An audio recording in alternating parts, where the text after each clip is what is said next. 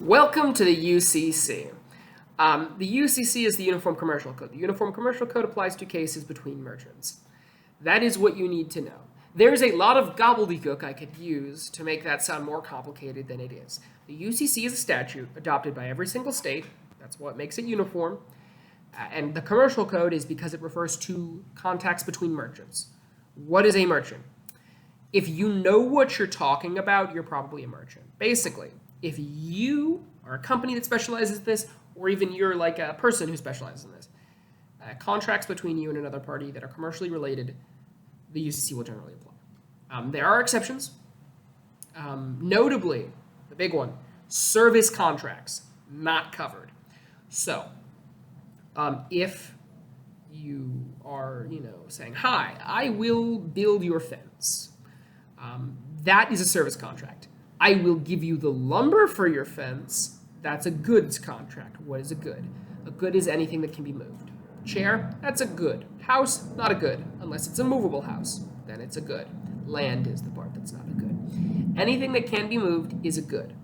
So basically anything but real estate or services. You can't move a service. You can't move cleaning.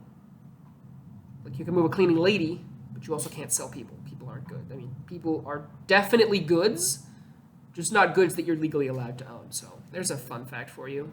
People are goods. If we had a contract that was selling people, it would be covered by the UCC. I'm actually vaguely curious if the UCC has a particular statement saying that you can't own people. A lot of redundant laws, so I wouldn't be surprised. Now, why am I mentioning the UCC? Because it's contract under the UCC time. Jannusch versus Naffziger. More and more, every time I read the name of a case, I wonder, do they choose to make these cases important because of their memorable names? Basically, Naff says he wants to buy a business from Jannusch. There is a U followed by an S and a CH, like school, right? But there's a U before it, so is it Yusk? Yeah, I don't know. Anyway, so he pays a small deposit, the deposit agreed upon, and then he takes over the business, but fails to pay the rest of the price because the business doesn't make enough money. There's a question as to whether or not this transaction falls into the UCC. Yes, it does, because the majority of the value of the business was in goods, the trailer, and other things.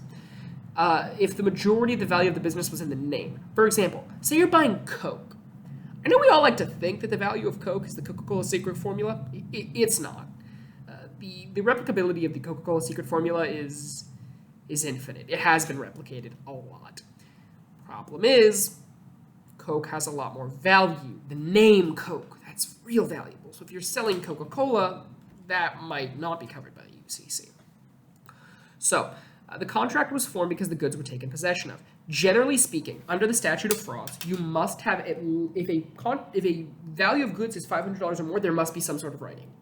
But if the goods have already been taken possession of, then the contract has been formed because you've already done performance. And so they don't have to have this in writing. Another thing to note is a contract can be formed without knowing when the contract was formed. Now, there is an objective moment when the contract is formed, but the court doesn't need to determine that in order to rule that the contract was formed. So basically, the contract was formed because the goods were taken possession of, and the contract, parts of the contract that weren't worked out are not sufficient to make this contract not enforceable. Why? Because you take possession of my business and give me $10,000, or sorry, $10,000 was the deposit, and then you give me $140,000, whatever. There are terms of this contract that aren't clear, right? What if the business doesn't succeed? Or, hey, I need your help with the transition. That doesn't matter that those aren't covered. You can cover them yourselves. You can figure them out yourselves. And even more importantly, there is a contract that's enforceable there. Buy the business. Give him the $150,000 that he is owed.